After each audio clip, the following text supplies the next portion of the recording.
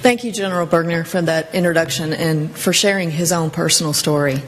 I would like to give a special thanks to USAA, the Texas Department of Transportation, and Shriners Hospital for Children for putting this event together for me, and for all of you. It's to commemorate April as Distracted Driving Awareness Month, and I hope that we can each leave here today and make every day Distracted Driving Awareness Day to save the ones we love. Although I moved out of the state of Texas just a little, over a year ago, Texas is always going to be home to me, and it's really great to be back home. We're fortunate today to be joined by U.S. Secretary of Transportation Ray LaHood. It's because of his passion and dedication to this issue that I am where I am today. His focus on distracted driving has brought awareness of this issue to the forefront of all safety discussions. When he decided to address distracted driving, immediate action began. He gave us hope, he honored our loved ones' memories, and it's been an honor for me to work with him for the last 3 years. Your attendance at this event is a great example of each of your commitment to protect the motorists on Texas roadways from distracted drivers. By working together, we can prevent distracted driving crashes and save many lives. This is a winnable battle.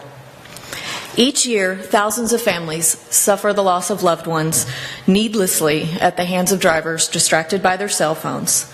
Many thousands more suffer tragic, life-changing injuries.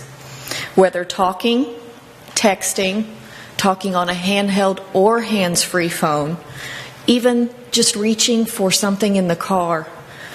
These drivers are not only putting their lives on the line, but they're also risking the safety of all of the others on the road. The dangers of distracted driving have reached epidemic proportions in this country. And the research and science behind this has documented it for a very long time. I learned this lesson the hard way. My mother, Linda Doyle, she was an amazing woman, had the biggest heart. She was a wife, a mother, a granddaughter of 2, a sister, and a friend to anyone she met. She lived every moment for her family and everyone else. On September 3rd of 2008 in Oklahoma City, where I grew up, she was leaving her neighborhood to go do some volunteer work, as she always did.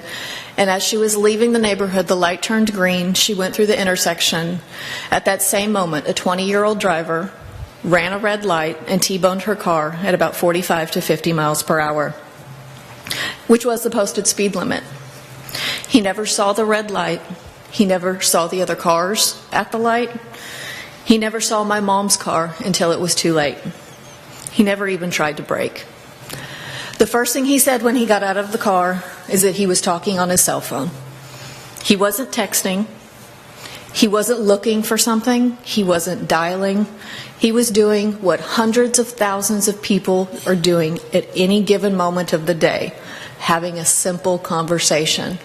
Some of you may even do that. Someone you love may do that. This conversation was less than 1 minute long. He was only driving for less than a quarter of a mile. It was a conversation that really could have waited. My mother was pronounced dead with blunt force trauma to the head, neck, and chest. It was a needless death she didn't deserve. Using a cell phone when operating a car is a choice. And it's easier to change this behavior than people think. It doesn't have the negative effects that people assume. We can still be productive. We can still be profitable. We can still be in touch with those we care about. And we can do it safely when we're not driving. The benefits outweigh the risks, and these conversations and text messages are non-essential when you compare them to a human life. Today, we'll be presenting many panels that aim to increase awareness of the dangers of distracted driving and facilitate education and advocacy efforts that will change behaviors and make the Texas roadways safer. We will begin today with a victim impact panel. We'll hear firsthand from the families that have experienced these losses from distracted driving crashes.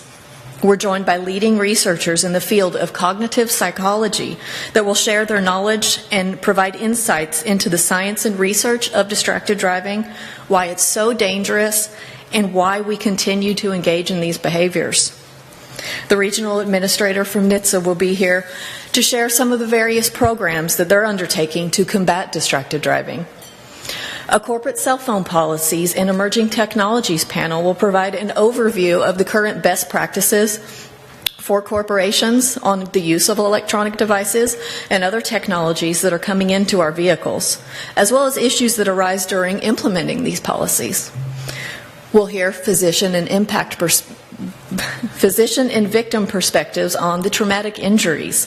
Not everyone loses their life from these crashes. There's a lot of people whose lives are totally changed from the injuries. We will show a new perspective on distracted driving by learning of the challenges our veterans face post-deployment. We'll hear 2 case studies from the front lines of law enforcement who will share highly visible enforcement strategies and tactics that have been proven to reduce distracted driving. And finally, we will conclude the day with providing you an overview of the next steps for us here in Texas that will pave the way for us to work together on the roads in Texas to make them safer. We've included an evaluation form in your materials in your bag, and we ask that you please fill it out throughout the day as different panels speak, just so we can get your feedback. We appreciate it, and we could use your opinions matter to us. We want to use this information to continue to work and improve on what we do. And you can feel free to just leave those on your tables as you leave. A quick housekeeping issue. I want to make sure you're aware there's 2 bathrooms located as you exit either side that you can go to. Cell phone distracted driving touches us all in one way or another. And last year, it touched the families of thousands of people. We're joined today by families from across the state that have lost loved ones in distracted driving crashes. They share their stories nearly every day so that they may educate the public and protect others from experiencing the same senseless tragedies. I want to ask them all to stand now and be recognized for their courage and their strength. You can also read about each of their stories in your summit program. If you'll please stand.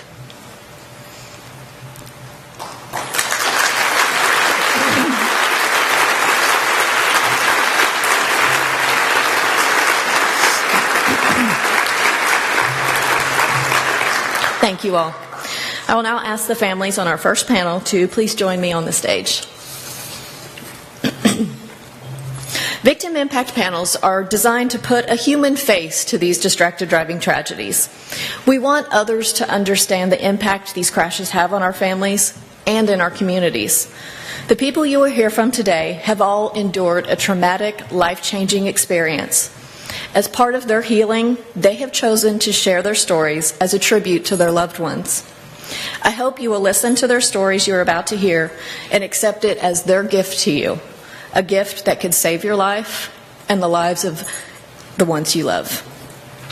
To begin our panel, first, we did have Herbie Martinez, who was going to be here, and he couldn't make it, but he sent along a note that I want to read on his behalf. Herbie Martinez lost his son, Justin, in July of 2011 when his son was talking on the cell phone while he was driving in Spring, Texas. It brings our family great joy to see that so many people are coming together to fight this epidemic. There are so many ways to make a lasting impact in the lives of those around us and in our communities, and that is by setting an example. Talk to at least one person each day about the dangers of distracted driving.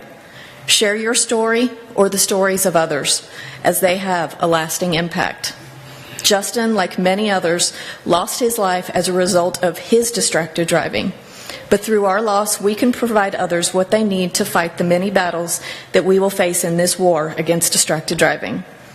Justin's 18 and a half years of life came to a very quick end that consisted of a 29-second phone call and a buddy next to him speaking out the window. No phone call or text is worth a life.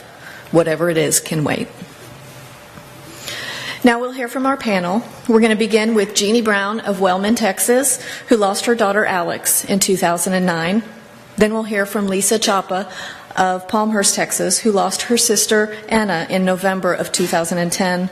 And then to conclude the panel, we'll hear from Jennifer Zamora of Roanoke, Texas, who lost her husband Javier, an Iraq veteran, in August of 2007. Thank you.